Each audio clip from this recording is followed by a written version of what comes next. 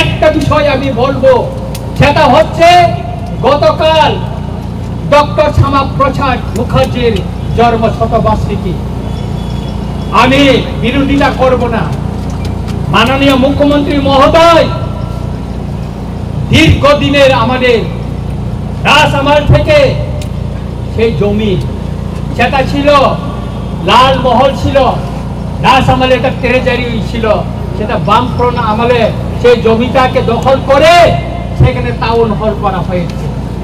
আমরা বিরোধিতা করিনি, টাউন হল থাকুক, আমরা বিরোধিতা করিনি। কিন্তু গতকাল মাননীয় মুখ্যমন্ত্রী মহোদয় এই টাউন হলকে ডক্টর শ্যামাপ্রসাদ মুখার্জির নামে নামকরণ করার জন্য উনি ঘোষণা দিয়েছেন। আমি এর তীব্র প্রতিবাদ জানাই। কেন কেন আমি প্রতিবাদ জানাই? ডক্টর শ্যামাপ্রসাদ মুখার্জির নামে আপনার শহরে আরেকটা বড় টাউন হল করুন, আরেকটা বড় টাউন হল করুন, আর এই টাউন হলকে টাউন হলে রেখে দিন। ত্রিপুরায় বিভিন্ন রাজনৈতিক দল আমাদের ইতিহাস মোছার জন্য এখানে কম্পিটিশন চালাচ্ছে।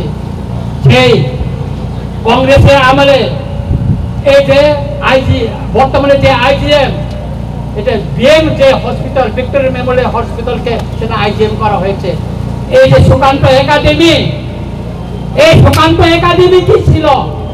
এটা দরবার হল ছিল, দরবার, এটাকে এখন সুকান্ত একাডেমি করা হয়েছিল। এখানে আগে দরবার হল ছিল। এইভাবে ত্রিপুরার ইতিহাসকে মুছে দেওয়ার জন্য সেই আস্তবলকে স্বামী বিবেকানন্দ ময়দান ঘোষণা করা হয়েছে। এটা আমরা মেনে নিব না। আমরা অনুরোধ করব মাননীয় মুখ্যমন্ত্রীকে, বিনয়ের সঙ্গে অনুরোধ করব, মাননীয় মুখ্যমন্ত্রী মহোদয়, আপনি আরেকটা জায়গায় অনেক কোটি টাকায় শীততাপ নিয়ন্ত্রিত একটা ডক্টর শ্যামাপ্রসাদ মুখার্জির নামে আপনি আরেকটা হল করুন, টাউন হল করুন, তাতে আমাদের কোনো এটা আমাদের কোনো আপত্তি থাকবে না। কিন্তু এই টাউন হলকে আপনি ডক্টর শ্যামাপ্রসাদ মুখার্জির নামে নামকরণ করে আপনি বিতর্ক হবেন না, কারণ কেউ করেনি। আমি ধন্যবাদ দিতে চাই আমাদের প্রাক্তন মুখ্যমন্ত্রী বিপ্লব দেবজিকে।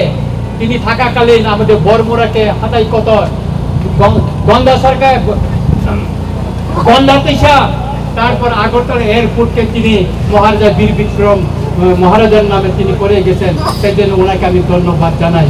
তাই আমি মাননীয় মুখ্যমন্ত্রীকে অনুরোধ করব, বিনয়ের সঙ্গে অনুরোধ করব, এই যে টাউন হলকে আপনি যে ডক্টর শ্যামাপ্রসাদ মুখার্জির নামে যে নামকরণের ঘোষণা দিয়েছেন, সেটাকে প্রত্যাহার করে নিয়ে অন্য জায়গায় ওনার নামে সসম্মানে ওনার স্ট্যাচু বানিয়ে ওনার জন্য একটা শহরের ভিতরে জায়গা দেখে ওনার নামে করুন, তাতে আমাদের কোনো আপত্তি থাকবে না।